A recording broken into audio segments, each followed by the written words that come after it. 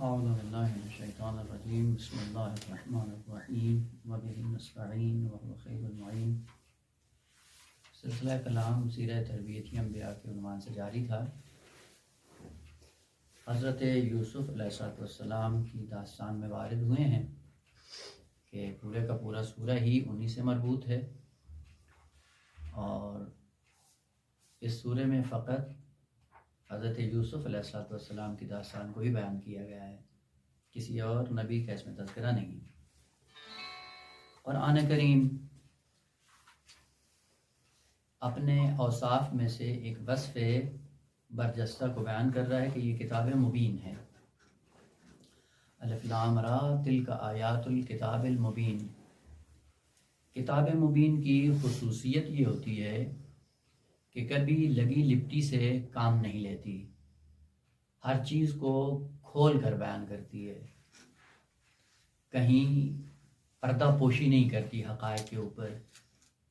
اب وہ عبرت کی غرض سے بیان کر رہی ہوں یا کسی قوم کے انجام، سرنوشت، سرگزشت کو بیان کر رہی ہو، بالآخر حقیقت کو کھول کر بیان کرتی ہے۔ اور جس میں بھی یہ خصوصیت ہو وہ مبین کی، اب وہ کتاب ہو، وہ کلام ہو، وہ سخنرانی ہو، خطابت ہو، جو بھی کلام اس خصوصیت پر مشتمل ہو کہ جو اپنا مدعا واضح الفاظ میں بیان کرے تو اس کو مبین کے نام سے یاد کیا جاتا ہے۔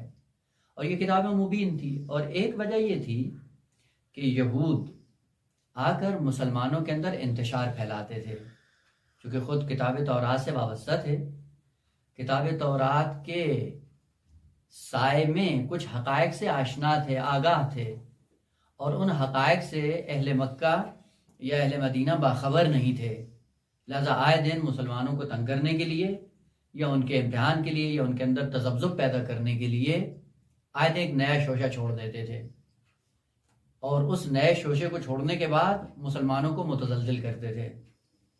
خداوند عالم نے اس طرح سے اس کتاب کو نازل کر کے وصف مبین اس کا ذکر کیا، کہا کہ جتنے بھی تم اشکالات کرتے ہو یا سوالات کرتے ہو، ان سوالات کی حقیقت یہ کتاب کھول کر بیان کرتی ہے۔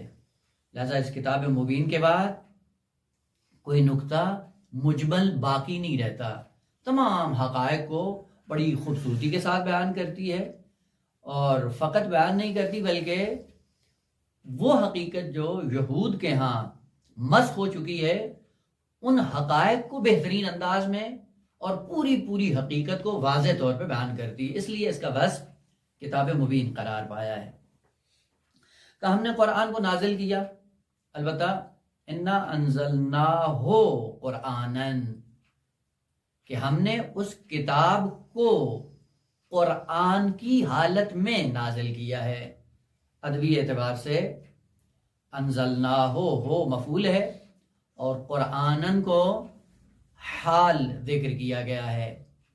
ہم نے اس کتاب کو نازل کیا، تنزل دیا، قابل فہم بنایا بشر کے لیے، اور قابل فہم جب بنا تو کیا بن گئی اس کی حالت؟ اس کی حالت قرآن بن گئی۔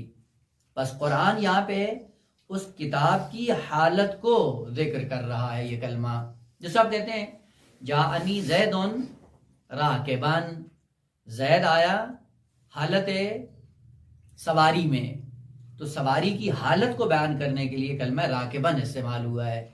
یہاں پہ قرآناً کتاب کی حالت کو بیان کر رہا ہے، یعنی اس کتاب کی حالت کیا ہے؟ کہ حالت اس کی قرآن ہے۔ قرآن قارآ سے نکلا ہے، قارآ، البتہ بعض لوگوں نے قارانا سے مشتق کیا ہے، توجہ رہے، قرآن قارانا سے نہیں ہے، قارآ سے ہے۔ قارآ کا معنی جو عموماً ہم ترجمہ میں پڑھتے ہیں، قارآ یعنی پڑھنا، قاری یعنی پڑھنے والا، قرآن یعنی جس کو پڑھا جائے۔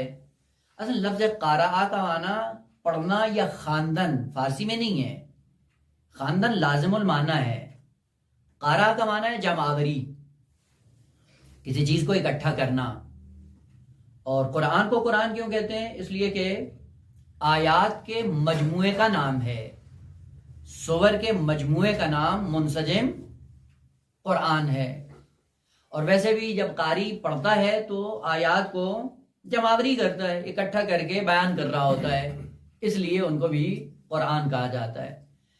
اس کتاب کو جب ہم نے تنزل دیا، تنزل دینے کے لیے ہمیں الفاظ کی ضرورت پڑی، کیونکہ اگر الفاظ کو بیان نہ کیا جائے تو کتاب نازل نہیں ہو سکتی۔ کل بھی عرض کیا تھا مثال میں کہ آپ اپنا ذخیرہ علمی جو آپ کے دل میں ہے اس کو جب آپ دوسروں تک منتقل کرتے ہیں پھر الفاظ کا سہارا لیتے ہیں، تنزل دیتے ہیں اس حقیقت علمی کو الفاظ کے ذریعے، اور پھر الفاظ کو جمعاوری کی ضرورت ہے، الفاظ کو اکٹھا کرنا پڑتا ہے۔ السلام علیکم۔ جب الفاظ کو اکٹھا کر کے بیان کریں گے وہ کیا ہو جائے گا؟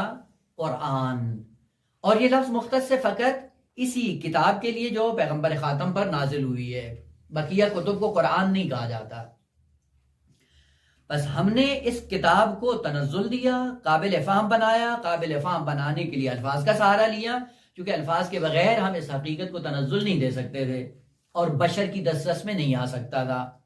اور تنزل اور نزول کی حالت کیا ہے کہ ہم نے قرآن بنا کر اس کتاب کو بشر کے سامنے پیش کر دیا۔ اور دوسری خصوصیت قرآن کی یہ ہے، جیسا کہ شروع کی آیات میں الف لام را، یہی حروف ہیں، تلک آیات الکتاب المبین، انہی حروف سے کتاب بنی، کتاب مبین بن گئی۔ اور کتاب مبین کو جب ہم نے تنزل دیا قرآن بن گیا۔ قرآن کی خصوصیت کیا ہے کہ یہ فقط اسی کتاب کے اندر ہے، کسی اور کتاب میں یہ خصوصیت نہیں ہے، اور وہ کیا ہے کہ اس کو خاص لحن میں پڑھا جا سکتا ہے، ایک خاص دھن میں اس کو قرات کی جا سکتی ہے، جبکہ دوسری کتب جو عربی کی آپ دیکھ لیں، کتنے ایسے رسالے ہیں، کتنے ایسے مقالات ہیں، کتنی ایسی کتب ہیں جو عربی میں تدوین ہوئی ہیں، لیکن کسی کتاب عربی کو آپ خاص لہجے میں، خاص دھن میں، خاص تجوید کے لہجے میں صوت اللحن کے عنوان سے آپ پڑھنا چاہیں نہیں پڑھ سکتے ہیں۔ اور یہ مختص ہے کتاب خدا کے ساتھ، اور وہ بھی قرآن کے ساتھ۔ تورات کو پڑھنا چاہیں نہیں، انجیل کو پڑھنا چاہیں نہیں، صحف ابراہیم و موسیٰ کو نہ، اصلاً کسی کتب آسمانی کے اندر یہ خصوصیت نہیں ہے، صرف اور صرف یہ لحن اور خاص انداز قرآن کے اندر۔ تعجب کی بات ہے، جنگ جہانی دوم جو دنیا میں رونما ہوئی، اس جنگ کے اندر آہستہ آہستہ یہ ہوا، انگلینڈ نے اپنے فوجیوں کو منظم کرنے کے لیے کہا کہ ان کو تھوڑا سا درس اخلاق دیا جائے، ان کو خدا سے متصل کیا جائے، تاکہ وہ اندیشہ الہی جب ان کے اندر رونما ہوگا تو آہستہ آہستہ یہ میدان جنگ میں بہتر سے بہتر کارروائی اور اپنے کارنامے انجام دیں گے۔ وہ بعد میں دیکھا کہ کوئی کتب آسمانی ایسی نہیں تھی کہ جس کو خاص دھن میں پڑھ کر یا سنا کر ان کے اندر جذبہ پیدا کیا جا سکے۔ جنگ جہانی دوم میں پھر قرآن کا انتخاب کیا گیا، اور قرآن کو خاص لحن میں جو قاری پڑھتے ہیں اس تلاوت قرآن کو انہوں نے ریڈیو پہ آہستہ آہستہ نشر کرنا شروع کیا، جس کی وجہ سے آہستہ آہستہ انسان کے اندر ایک خاص تأثر پیدا ہونا۔ اور آپ بھی دیکھ لیں، ہے بھی صحیح، آپ جتنے بھی ہیں یہ مصری قاری، وہ جب قرآن کی خاص لہجے میں تلاوت کرتے ہیں انسان وجد میں آ جاتا ہے۔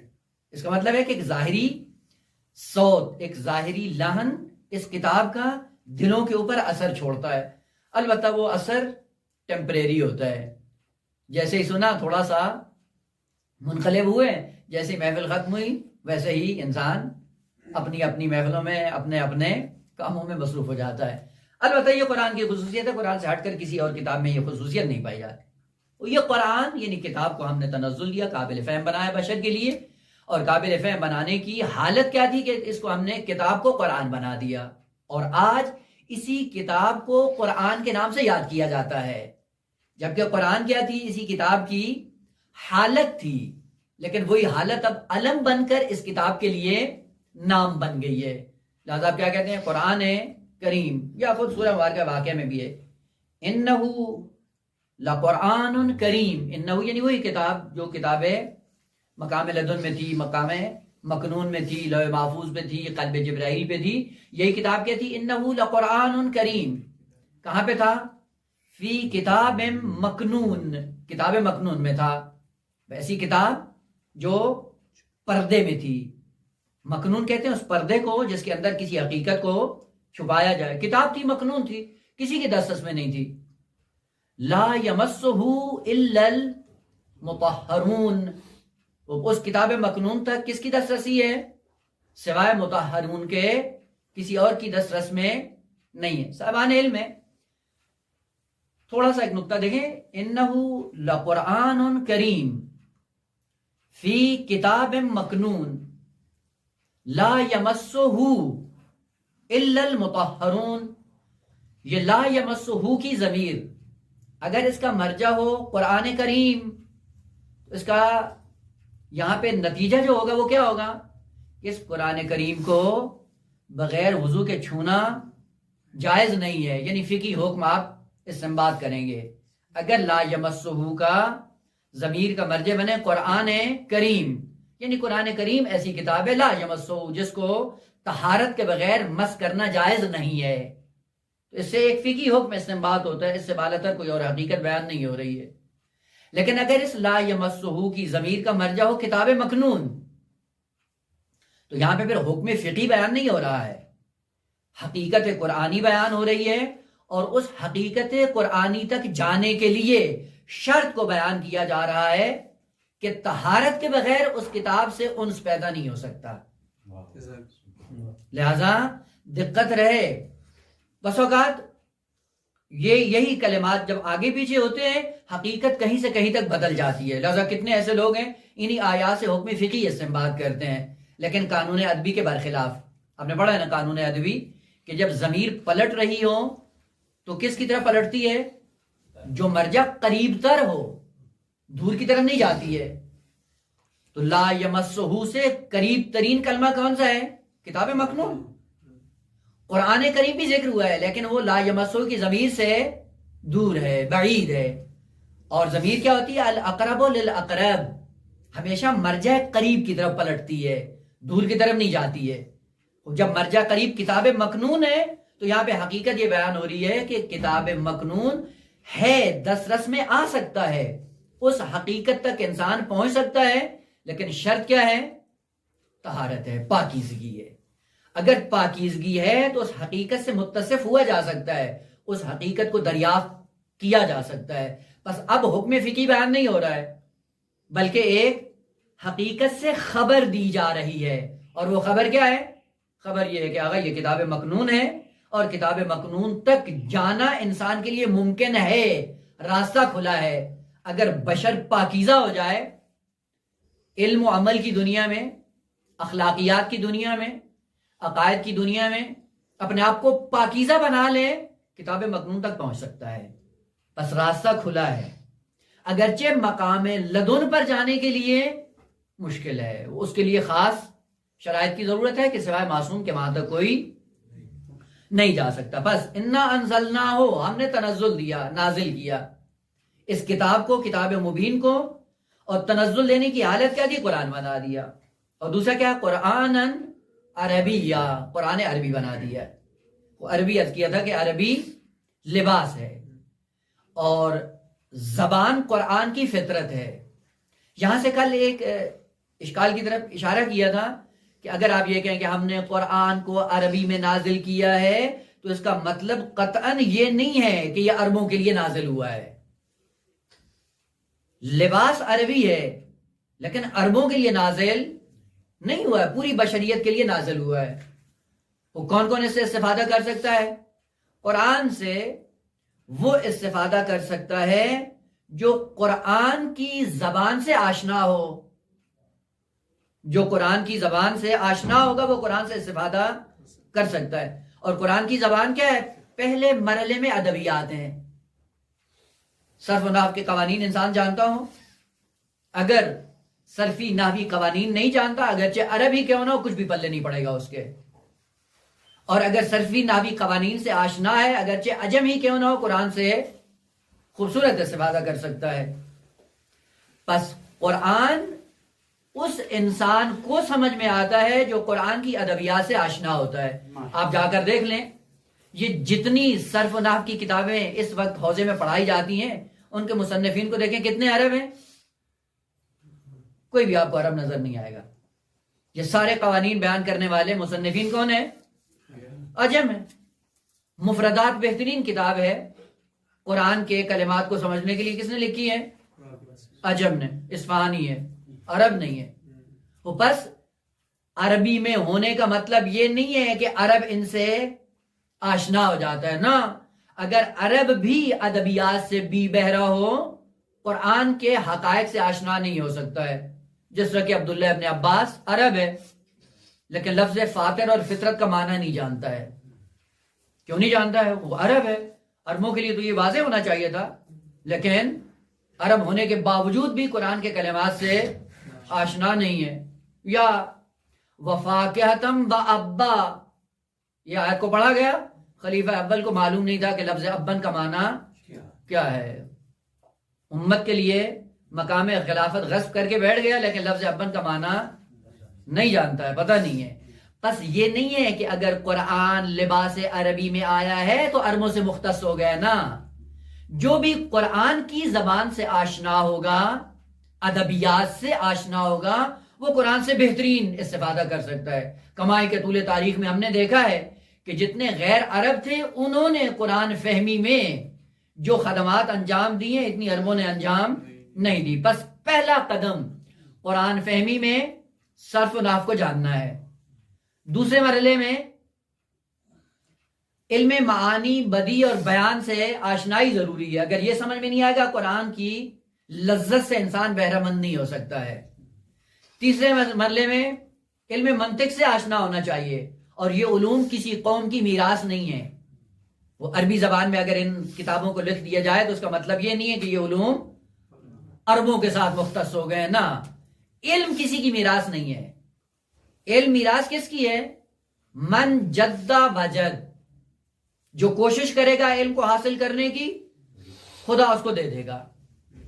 وہ عربی میں کتابیں ہیں لیکن عربوں کو سمجھ نہیں. ابھی آپ دیکھ لیں یہ عراقی، سعودی، لبنانی سب عربی ہیں، حوزے میں آتے ہیں حلقات شیخ صدر کو نہیں پڑھ پاتے ہیں جبکہ حلقات شیخ صدر عربی میں، لمع عربی میں، رسائل عربی میں، مقاصد عربی میں ہے لیکن استاد کے پاس جب تک نہیں بیٹھتے ہیں وہی عربی کے کلمات ان کی سمجھ میں نہیں آتے ہیں. وہ قرآن بھی عربی میں ہے لیکن اس قرآن کو سمجھنے کے لیے اگر ادبیات، معنی بیان، بدیع، علم منطق، کلام، فلسفہ، حدیث، رجال اگر یہ نہ آتے ہوں قرآن سے استفادہ کرنا ممکن نہیں ہے.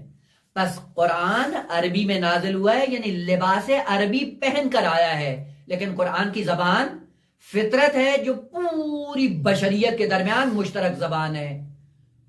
کوئی بشر اس زبان سے عاری نہیں ہے. افریقہ میں چلے جائیں ان کے پاس بھی فطرت ہے، مغرب زمین میں چلے جائیں ان کے پاس بھی فطرت ہے، ہندوستان، چین، جاپان، جہاں بھی چلے جائیں، جہاں جہاں بشریت زندگی بسر کر رہی ہے ہر بشر کو خداوند عالم نے فطرت دے کر دنیا میں روانہ کیا ہے اور اسی فطرت کو قرآن نے مخاطب قرار دیا ہے.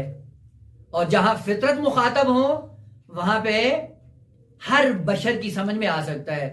قرآن فرماتا ہے حل جزاء الاحسان الا الاحسان. خوب یہ بات عربی کو سمجھ آتی، اجمی کو نہیں آتی. وہ آپ افریقہ کے جنگل میں چلے جائیں، جو بشر وہاں پہ زندگی بسر کر رہے ہیں اس کو یہ بتاؤ کہ آیا جو شخص احسان کرے اس کا بدلہ کیا ہونا چاہیے؟ وہ پلٹ کر یہی بتائے گا کہ اس کا بدلہ احسان ہونا چاہیے. خوب یہ زبان فطرت ہے. پس فرامین، حقائق اور قرآن کے معانی فطرت کو مخاطب کرتے ہیں اور فطرت پوری بشریت کے اندر خدا نے ڈال کر ان کو دنیا میں روانہ کیا ہے. پس مخاطب بشر ہے اس کلام کا اور مخاطب اصلی بشریت کے اندر فطرت انسانی ہے اور قرآن کی اس کو سمجھ آتی ہے جس کی فطرت بیدار ہوتی ہے اور جس کی فطرت مر جاتی ہے اس کو پھر کچھ بھی سمجھ میں نہیں آتا ہے. جب فطرت مرتی تو پھر کیا کرتا ہے؟ وہ شر کو خیر دیکھنا شروع کر دیتا ہے، گناہ کو اچھائی سمجھنا شروع کر دیتا ہے. یہ کیا ہے؟ فطرت سے گرا ہوا انسان ہے. وَإِلَّا اگر اس کی فطرت کو زندہ کر دیا جائے، بیدار کر دیا جائے تو فطرت اس کو بتاتی ہے کہ یہ چیز بری ہے اور یہ چیز اچھی ہے. لہذا سورہ شمس میں خدا کا فرمانا ہے 11 قسمیں کھانے کے بعد کیا فرماتا ہے؟ فَأَلْهَمَهَا فُجُورَهَا وَتَقْوَاهَا قَدْ أَفْلَحَ مَنْ زَكَّاهَا وَقَدْ خَابَ مَنْ دساها، یہاں پہ بھی تھوڑا ترجمے میں دقت کی ضرورت ہے. فَأَلْهَمَهَا، الہما الہام کیا، کس نے؟ خداوند عالم نے. ہا کس کی طرف؟ نفس کی طرف. فَأَلْهَمَهَا، اس نفس کی طرف الہام کیا خدا نے کس کو؟ فجورہا و تقواہا. بعض کہتے ہیں کہ نفس انسانی کو جب خداوند عالم نے خلق کیا، دنیا میں بھیجا، تو ہر نفس کو خیر اور شر کی تعلیم دے کر بھیجا ہے. مطلب یہ نہیں قرآن بیان کرنا چاہ رہا، اس سے بالاتر مطلب ہے. فَأَلْهَمَهَا فُجُورَهَا وَتَقْوَاهَا. پھر ہا کو ذکر کرنے کی کیا ضرورت تھی بھائی؟ اس کا مطلب ہے تقوی ہا میں بھی ہا کا مرجع نفس ہے، اور فجورہ ہا میں بھی ہا کا مرجع نفس ہے. اور یہ حقیقت بیان کرنا چاہتا ہے کہ ہر نفس کے لیے فجور الگ ہے اور ہر نفس کا تقوی بھی الگ ہے، اور ہم نے ہر نفس کو اس کے تقوی اور فجور کی تعلیم دی ہے. دیکھیں آقا، مثال عرض کروں تاکہ بات ذہن میں آ جائے. تقوی یکساں نہیں ہے، فجور بھی یکساں نہیں ہے. بعض ایسے ہیں کام جو ایک فرد کی نسبت دیکھا جائے فجور ہے، لیکن وہی کام دوسرے فرد کی دیکھا جائے وہ فجور نہیں ہے. اس لیے قرآن کی چاشنی دیکھیں کہ ہم نے ہر نفس کو اس کی برائی اور اچھائی کی تعلیم دی ہے. مثال روایت میں ہے کہ حسنات الابرار سیئات المقربین. چونکہ مقام ابرار نیچے ہیں، مقربین اوپر ہیں، تو کہ وہ حسنہ جو ابرار کے لیے حسنہ ہے وہی عمل مقربین کے لیے سیئہ ہے، گناہ ہے.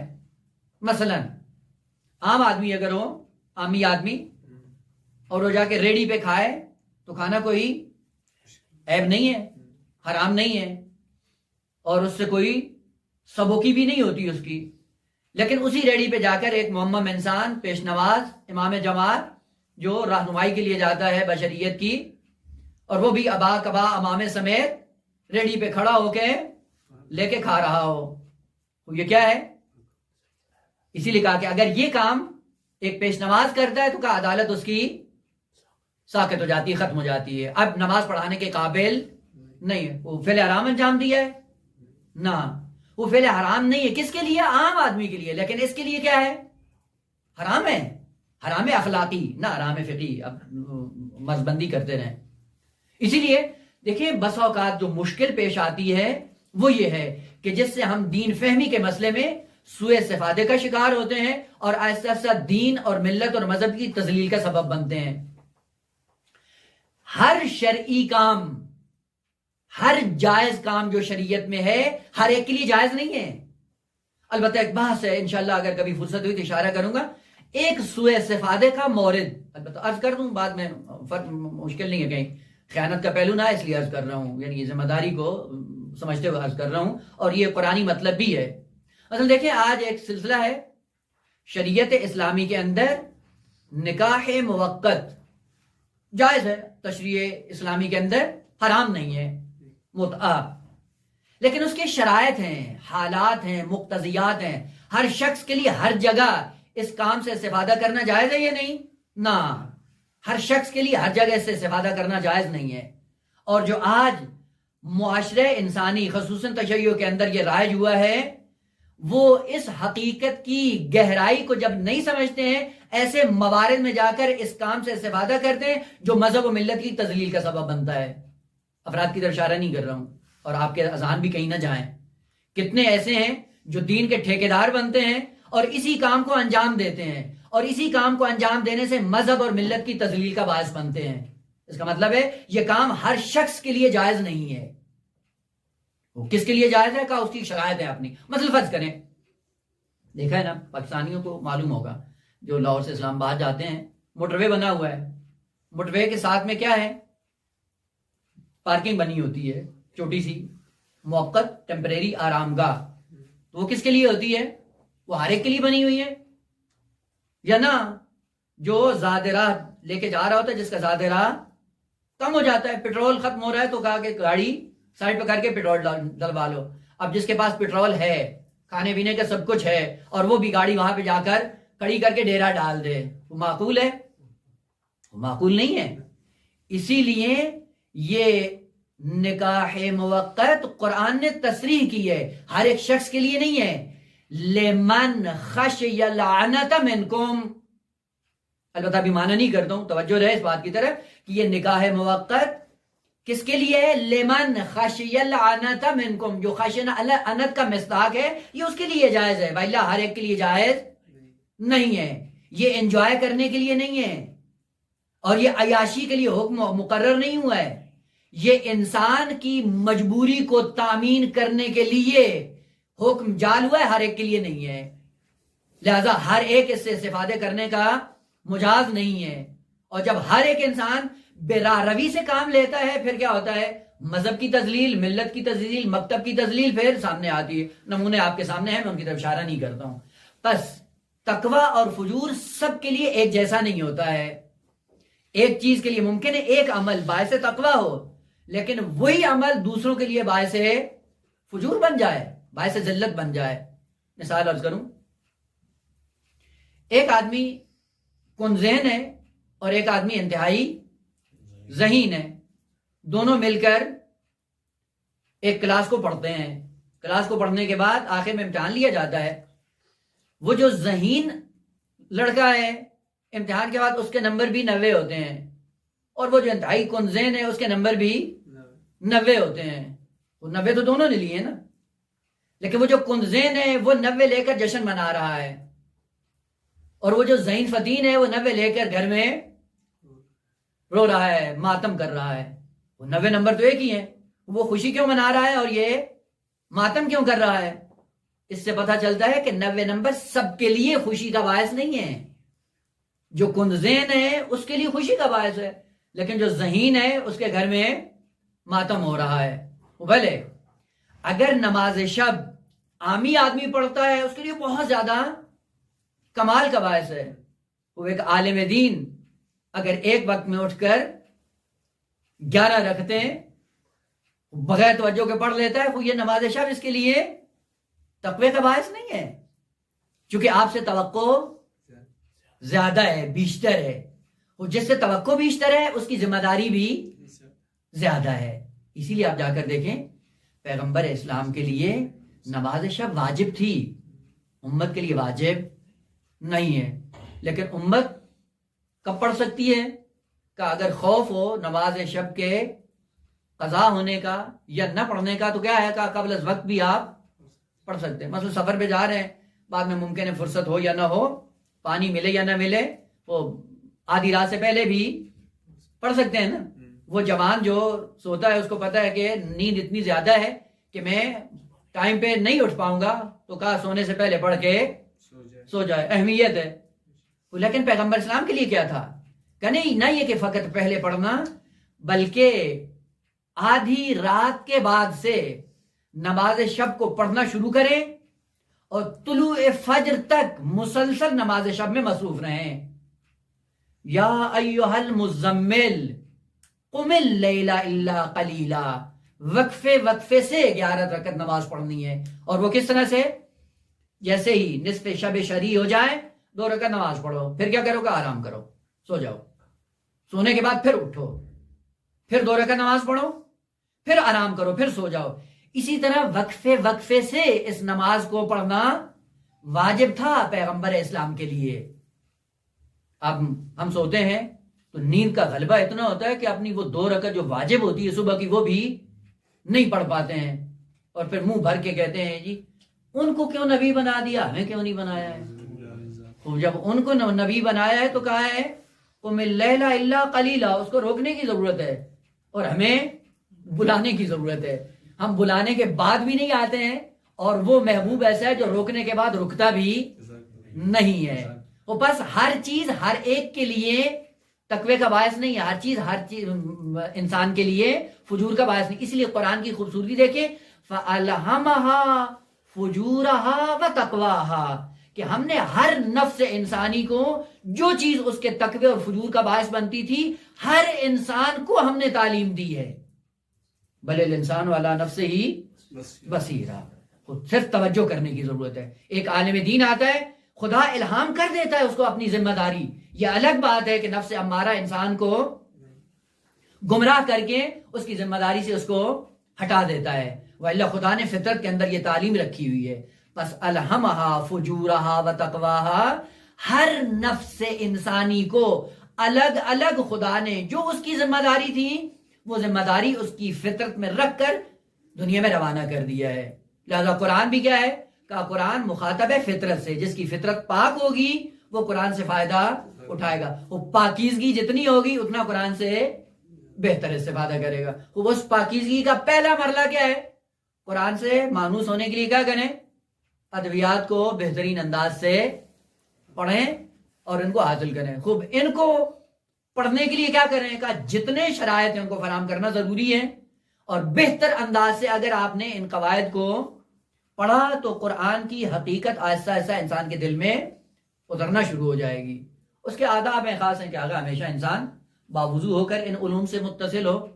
ہے بعض بزرگوں کے لیے، مثلا آغا بیجانی فخر مرحوم خدا ان کو غریق رحمت کرے، ساری زندگی انہوں نے لمحہ پڑھائی، لمحہ کے علاوہ کوئی اور کتاب انہوں نے نہیں پڑھائی، اور کہتے بھی تھے کہ بہت بابرکت کتاب ہے، اور زندگی بھر بغیر وضو کے کتاب لمحہ کو ہاتھ نہیں لگایا ہے.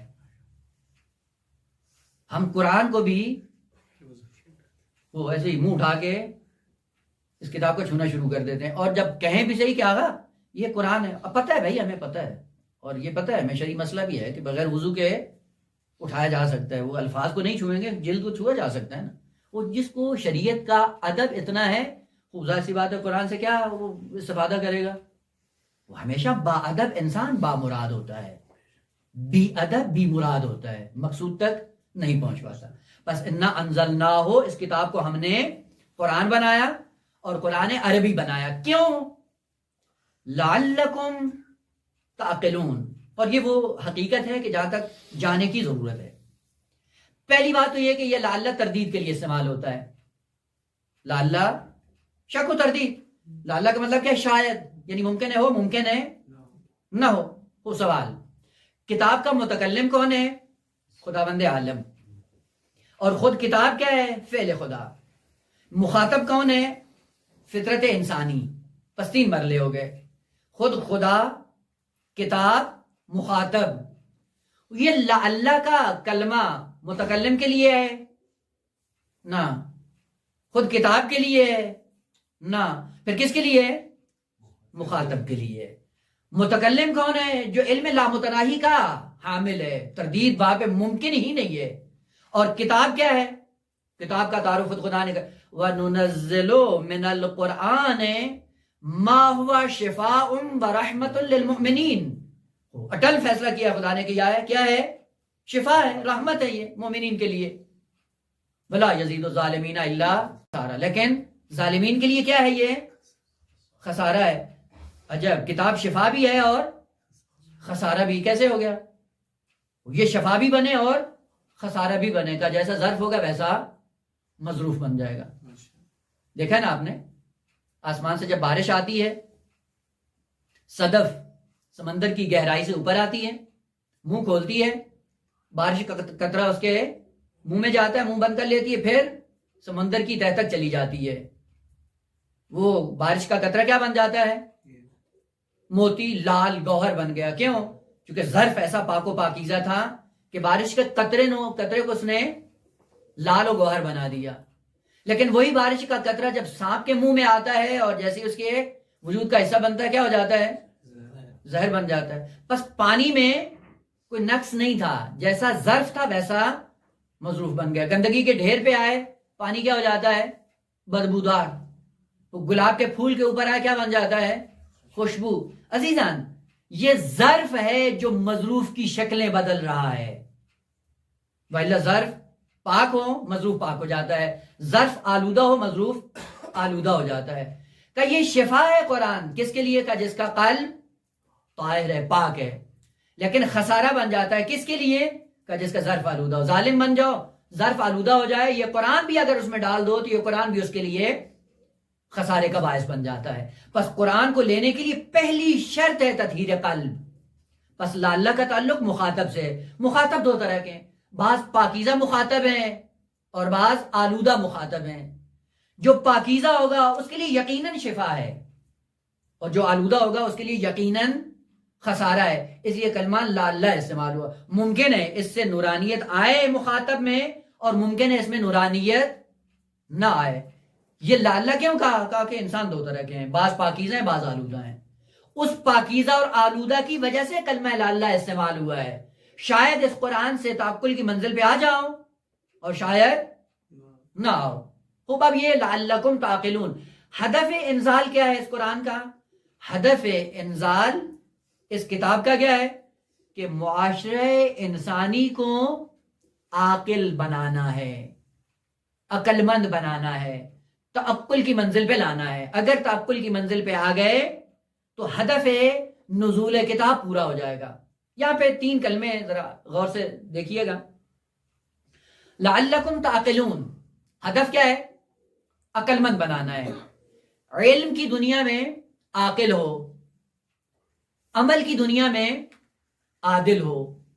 بس 2 ہی رکن ہیں جو انسان کو اپنی ذات کے اندر پیدا کرنا ہے: عقل مندی اور عدالت. عدالت مقام عمل میں، عقل مندی مقام معرفت میں. اگر یہ دونوں رکن پورے ہو جائیں، ہدف نزول کتاب پورا ہو جائے گا، اور وہ انسان اس کتاب کے نزول سے بہرہ مند ہو سکتا ہے. تو تعقل کس کو کہتے ہیں؟ عقل مندی کس کو کہتے ہیں؟ تعقل کے لیے 2 رکن اساسی ہیں. جب تک وہ پیدا نہیں کریں گے ہم مقام تعقل میں نہیں آ سکتے، اور دونوں کو قرآن نے ذکر کیا ہے. ایک تفکر اور دوسرا ہے تدبر. اگر یہ 2 رکن نہ ہوئے انسان مقام تعقل میں نہیں آ سکتا ہے. اب ان 2 کو کیسے پیدا کیا جائے؟ دیکھیں، ہم جب کلمہ استعمال کرتے ہیں تدبر یا تفکر، اردو میں معنی کیا ہوتا ہے؟ وہ ایک ہی معنی ہے. کیا کرو؟ غور و فکر کرو. تفکر کیا ہے؟ کا غور و فکر. تدبر کیا ہے؟ کا غور و فکر. تعقل کیا ہے؟ کا غور و فکر. سب کو ایک لاٹھی سے آنکھتے ہیں نا، ہر ایک کا الگ معنی ہے. پس پہلا رکن جو اپنے اندر پیدا کرنا ہے وہ کیا ہے؟ تفکر. دوسرا رکن اپنے اندر پیدا کرنا ہے تدبر. جب یہ دونوں رکن انسان کی ذات میں ظاہر ہو جائیں گے انسان تعقل کی منزل پہ پہنچ جائے گا. قرآنی آیات ہیں، اس عنوان سے ان آیات پہ حتماً توجہ کریے گا، غور کریے گا. سورہ مبارکہ ہے اعراف، آیت نمبر 184. اولم یتفکروا، تفکر سے کام کیوں نہیں لیتے ہو؟ خب جب تفکر سے کام لوگے تو کیا ہوگا؟ تفکر کا اثر یہ ہوگا ما بصاحبہم من جنہ. خب پہلا اثر تفکر کا کیا ہوگا؟ کہ پیغمبر کو مجنون نہیں کہو گے. بس جو پیغمبر کو مجنون، شاعر، معاذ اللہ یا دیوانہ کہتا ہے، اس کا مطلب ہے مقام تفکر سے گرا ہوا ہے انسان، مقام انسانیت سے گر گیا ہے. یا دوسری آیت، اولم یتفکروا فی انفسہم، اپنے نفوس میں تفکر سے کام کیوں نہیں لیتے ہو؟ اور جب تفکر سے کام لوگے تو کیا ہوگا نتیجہ؟ ما خلق اللہ السماوات والارض، زمین و آسمان کو خدا نے، جو کچھ اس زمین و آسمان میں ہے، کیا خلق کیا ہے؟ ابس خلق کیا ہے؟ کہنا کہ اگر تفکر سے کام لوگے اس نتیجے پہ پہنچ جائے گے کہ جو کچھ زمین و آسمان کے اندر ہے حکمت سے خالی نہیں ہے. اس کا مطلب ہے تفکر کے آثار ہیں جن آثار سے یہ پہچانا جا سکتا ہے کہ یہ آدمی صاحب فکر ہے یا صاحب فکر نہیں ہے. معنی کر دوں، بعد میں دوسرے کلمے کی طرف بڑھتے ہیں. تفکر یا فے کاف کتاب والا، رے فکر یا فکر کاف کش والا، 2 نقطے والا نہیں. معنی کیا ہے؟ یہ قرآنی اصطلاحات ہیں اور قرآنی اصطلاح کو اپنے مقام پہ رکھ کر سمجھنے کی کوشش کریں. انسان کے 5 پہلو ہیں. بودھ، اس انسان کے آپ کہہ سکتے ہیں کہ 5 وسائل ہیں جو خداوند عالم نے معنویت کے میدان میں انسان کو فراہم کی. مثلا اس وقت دیکھیں باڈی ہمارے اختیار میں ہے یا نہیں ہے؟ بدن میں جس قسم کا تصرف کرنا چاہتے ہیں کرتے ہیں یا نہیں کرتے ہیں؟ وہ کرتے ہیں. یہ کیا ہے؟ یہ باڈی انسان کے پاس ہے. مادی پہلو اور مانوی پہلو بھی خداوند عالم نے اس انسان کے اختیار میں دیے ہیں. ان میں سے ایک کیا ہے؟ ایک ہے نفس، اور دوسری حقیقت کا نام کیا ہے؟ قلب. وہ بھی اس انسان کو دی ہے. तीसरी फुआद, चौथी अक्ल और पांचवी रूह। और ये 5 अलग से खुदावंद आलम ने ये वसाइल दिए इंसान को। अब ये हर एक में नहीं जाना है। फिर नफ्स जो दिया है, नफ्स की फिर 5 हालतें हैं। नफ्स हमारा है, मुज़्तरिबा है, लवामा है, और फिर मुतमइन्ना है कि वो अलग, उनकी इंशाल्लाह कुरान में आप जाकर देख सकते हैं। अभी मुराद है कल्ब से। ये कल्ब क्यों दिया इंसान को? नफ्स भी दिया, कल्ब भी दिया। कल्ब का क्या काम है?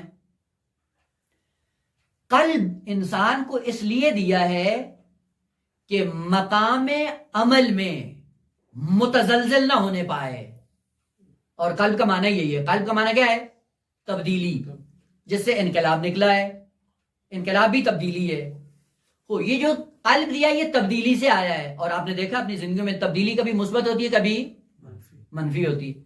अच्छी महफिल में बैठे, अच्छी बात सुनी, मुनकलिब हो गए, आज के बाद पढ़ेंगे जी। और जैसे ही दोस्तों में जाते हैं वैसे ही फिर लहव लहव में मसरूफ होते हैं, फिर पढ़ाई गई। लहवियात में जब जाते हैं फिर सारा हदफ वहीं पे जमीन बोस हो जाता है। ओ भाई, आप तो बड़ा आज़्म और इरादा लेके आए थे, ताकि खुदा ने एक कल्ब जैसी हकीकत दी थी और वो एक लम्हे के लिए तब्दील हुई, अगले लम्हे में आए फिर तब्दील हो गई। और ये दायमी तब्दीली इंसान के अंदर रूनुमा होती रहती है। बस कल्ब दिया इसलिए कि इसको साबित कदम रखना, लगाम दे के रखनी है। अगर ये लगाम से निकल गया फिर ये आपको तब्दील करता रहेगा, खुद तब्दील नहीं होगा। बस कल्ब के खास हालात हैं। उनमें यह है कि कल्ब फिर क्या करता है? अशिया के अंदर हरकत करता है। माना कर रहे हैं फिक्र का। फिक्र क्या कहते हैं? तरद्दुदुल कल्ब फी शै, किसी शय में कल्ब हरकत करता है। क्यों हरकत करता है? 2 काम करने के लिए। एक, ये हरकत करता है कि उसकी तह तक पहुंच जाए, उसकी हकीकत को पहचान ले। और दूसरा कहा कि पहचानने के बाद इबरत ले लेता है। बस कल्ब अशिया के अंदर जब निगाह डालता है, देखता है, तो 2 काम करता है। एक, उस शय की हकीकत को पहचानता है, और पहचानने के बाद उसी शय से फिर इबरत ले लेता है। अगर ये 2 काम कल्ब करे, इस काम को अरबी में तफक्कुर कहा जाता है। वाज़ेह हुआ? फिक्र या तफक्कुर क्या है? मसलन फर्ज करें आपके पास एक ऐसी चीज है नुकसानदेह, और आपको पता नहीं है कि ये मेरे लिए नुकसानदेह है या नहीं है। आप ले जाते हैं लेबॉर्ट्री में, उसका तजिया तहलील करते हैं। तजिया तहलील करने के बाद आपको पता चल गया भाई ये जहर है। आपने हरकत की, लेबॉर्ट्री के जरिए उस शय की तह तक पहुंच गए, आपको पता चल गया कि ये जहर है, बदन इंसानी के लिए मुफीद नहीं है, नुकसानदेह है। तो फिर क्या करें? का इबरत लें। इबरत लेने का माना क्या है? यानी मकाम अमल में उससे गुरेज करें, इज्तनाब करें। तो जब इज्तनाब नहीं किया तो उसका मतलब है मैं तफक्कुर नहीं किया है। हकीकत को पहचान लिया, लेकिन हकीकत को पहचानने के बाद उस हकीकत से अपने आप को महफूज नहीं किया है, बस इसका मतलब है तफक्कुर नहीं किया है। तो तफक्कुर में पहला रुकन ये है कि हकीकत की तह तक जाएं, और जब तक तह तक नहीं जाएंगे आप साहिब तफक्कुर नहीं बन सकते। और तह तक जाने के बाद फिर क्या करें? का इबरत भी लें उससे। और इबरत का माना वो इंशाल्लाह आ रहा है इसी में। इबरत का माना उबूर से है, इंतकाल है। उबूर करें इस हकीकत से दूसरी हकीकत तक। मिसाल दूं, हौजे में आए, तफक्कुर किया कि हम 5 साल से हौजे में हैं, इस 5 साल जिंदगी में हमने क्या किया? तरद्दुदुल कल्ब फी शै हो गया। सोचता रहा जी 5 साल से हौजे में पढ़ा हूं, और इस 5 साल के दौरानिये में मैंने क्या किया? खूब तफक्कुर किया और हरकत की कल्ब इंसानी ने, और इस नतीजे पे जा पहुंचा कि अभी तक मैंने कुछ हासिल नहीं किया। हो साहिब तफक्कुर कब बनेगा? जब इबरत लेगा। यानी आज के बाद अपना मसीर तब्दील करो, चेंज करो, ताकि कल्ब की हरकत अपने अंजाम को पहुंचे, अपने मकसद को जा पहुंचे। बस तफक्कुर यह है कि अशिया के अंदर कल्ब इंसानी का हरकत करना, और उन अशिया की हकीकत का इदराक करना, इदराक करने के बाद उनसे इबरत लेना। अगर ये 2 काम किए, इस काम को अरबी में तफक्कुर कहा जाता है, और जो इंसान ये काम करता है वो साहिब फिक्र बन जाता है। बस तफक्कुर का काम एक, अशिया की हकीकत तक जाना और फिर उनसे इबरत लेना। इसीलिए कहा जाता है तफक्कुर का ताल्लुक हमेशा मबदा से होता है। मबदा से मुराद खुदावंद आलम। यानी खुदा ने कहा सीरू फिल अर्ज़, तरद्दुद करो, जाओ इस कायनात को देखो, کائنات کو دیکھنے کے بعد، تفکر کرنے کے بعد کہاں پہنچو گے؟ اگر یہ تفکر تمہیں خدا تک جا کر متصل کرتا ہے تو آپ صاحب فکر ہیں، اور اگر خدا تک منتہی نہیں ہوتا تو پھر کیا ہے؟ ایک حرکت ہی لا یعنی لا و لعب میں اپنے آپ کو مصروف کیا ہوا تھا، اور اس حرکت نے آپ کو خدا سے متصل نہیں کیا ہے۔ پس تفکر ہمیشہ انسان کو خدا شناس بناتا ہے۔ اگر خدا شناس بن گئے ہم صاحب فکر ہیں۔ اگر جتنے گناہ ہم انجام دیتے ہیں، کبھی ان گناہوں کی عاقبت کے بارے میں ہم نے سوچا ہے؟ یہی غیبت کی کبھی بیٹھ کے سوچا ہے؟ تردد القلب فی الشیء کیا ہے؟ غیبت جو کر رہے ہیں اس کا انجام کیا ہوگا؟ تہ تک پہنچے ہیں، وہ پہنچنے کے بعد عبرت لیے یا نہیں لیے؟ اس کا مطلب ہے اولاً ہم نے اس کی حقیقت کو پہچانا نہیں ہے، اور دو، پہچاننے کے بعد اس سے ہم نے عبرت نہیں لی ہے۔ اسی لیے ہم ہمیشہ اپنے آپ کو اس بیماری سے آلودہ کرتے ہیں۔ اگر اس کی حقیقت بھی معلوم ہو جائے کہ یہ ایسی ہے جیسے آپ مردہ بھائی کا گوشت نوچ کے کھا رہے ہیں، وہ مردار کھانا پسند کریں گے؟ اس کا مطلب ہے حقیقت ہم نے ادراک نہیں کی۔ وہ اگر حقیقت ادراک کر لیں، عبرت لی ہے؟ نہ، عبرت نہیں لی ہے۔ پس مقام تفکر میں نہیں آئے ہیں، اور قرآن صاحبان فکر کے لیے نازل ہوا ہے۔ اس کا مطلب ہے جو صاحب فکر نہیں ہے قرآن سے بہرہ مند نہیں ہو سکتا ہے۔ پس تعقل کی منزل پہ آنے کے لیے پہلا رکن اپنے اندر پیدا کریں بنام تفکر، اور تفکر انسان کو خدا شناس بناتا ہے، مبدا سے متصل کرتا ہے۔ خوب یہ پہلا رکن اپنے اندر پیدا کریں۔ دوسرا رکن کیا ہے؟ کہ تدبر اپنے اندر پیدا کریں۔ تدبر کیا ہے؟ دبر سے نکلا ہے۔ صاحبان علم میں بعض کلمات کو استعمال نہیں کرتا کہ کہیں ذہن کہیں اور نہ چلا جائے۔ دبر مدبر بھی نکلا ہے۔ آقا کلمہ میں نے چینج کر دیا اور آپ لوگ پہنچ گئے۔ مدبر کون ہوتا ہے؟ ہر ایک انسان کو ہم کہتے ہیں جی فلاں مدبر ہے، وہ جس کو اپنی زندگی کا پتہ نہیں ہے وہ قوم کے لیے مدبر بنا ہوا ہے، اور یہ ایک قوم کی ذلت کا بہترین نمونہ ہے۔ کون؟ کرکٹر آ کر پاکستانی قوم کے لیے مدبر بنا ہوا ہے۔ مدبر کون ہوتا ہے؟ دابر سے نکلا ہے۔ دابر کس کو کہتے ہیں؟ جو پسے پردہ ہو۔ دابر پردہ ہوتا ہے، پردے کے پیچھے کچھ حقائق ہوتی ہیں، ان حقائق تک ہر انسان نہیں جا پاتا ہے، جس کو کہتے ہیں دور اندیش، مستقبل کی خبریں رکھنے والا، قوموں کے انجام کو جاننے والا، اپنے انجام کو جاننے والا مدبر ہوتا ہے۔ پس دبر یا مدبر یا تدبیر، اس کا معنی کیا ہے؟ دور اندیش۔ میں یہ کام کروں گا، اس کا نتیجہ کیا نکلے گا؟ وہ نتیجہ جو کسی کو نظر نہیں آ رہا ہوتا، صاحب تدبیر کو وہ نتیجہ نظر آ جاتا ہے۔ تو ایک جملہ تھا جو مقام معظم رہبری نے استعمال کیا، اس سے پتہ چلتا ہے کہ مدبر انسان کون ہوتا ہے۔ کہ غربیوں نے ایک قانون تصویب کیا بنام حق انسانی، ہم جنس پرستی۔ مقام معظم رہبری نے کیا کہا کہ اس غرب کے معاشرے کو ایٹم بم سے نابود کرنے کی ضرورت نہیں ہے۔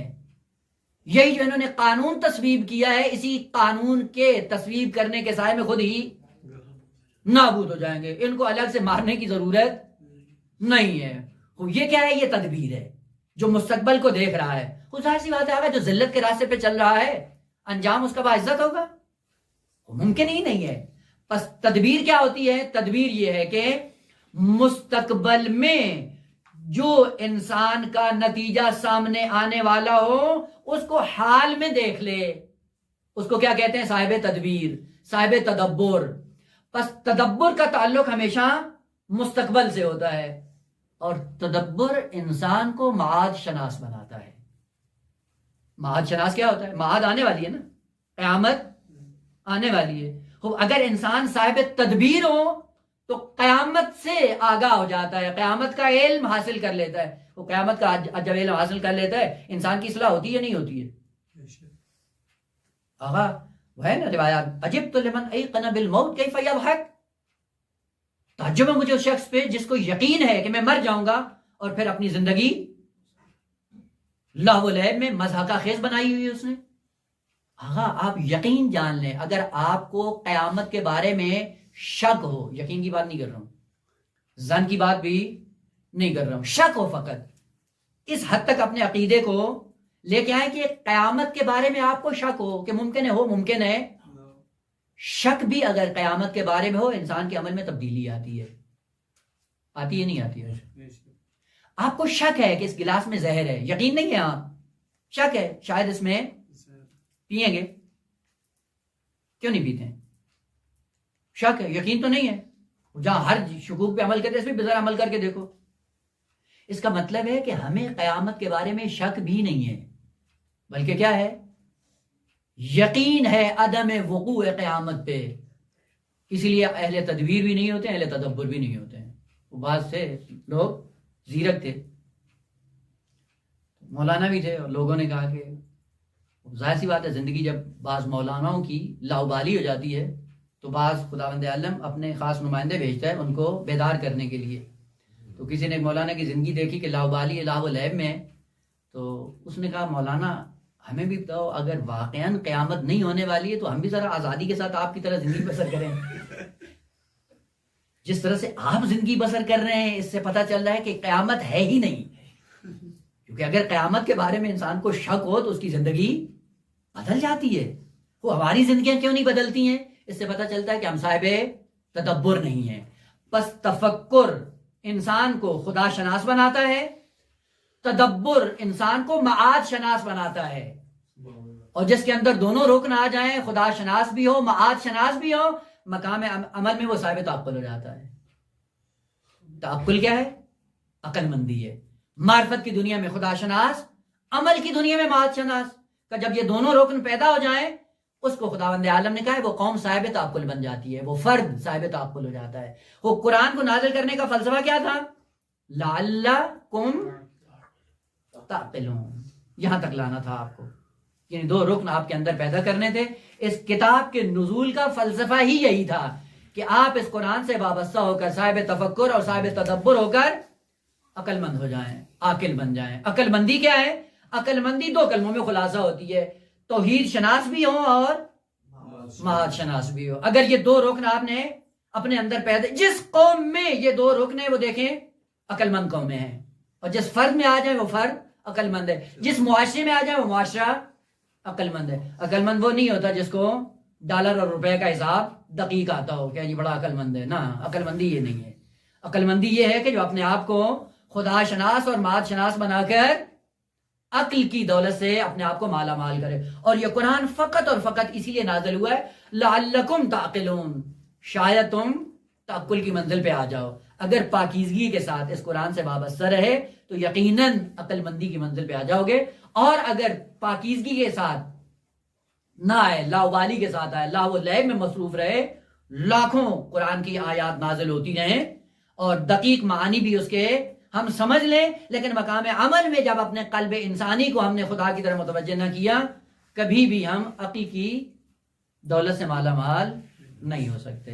سلسلہ کلام جاری ہے، انشاءاللہ بعد میں بیان ہوگا۔ والحمدللہ رب العالمین۔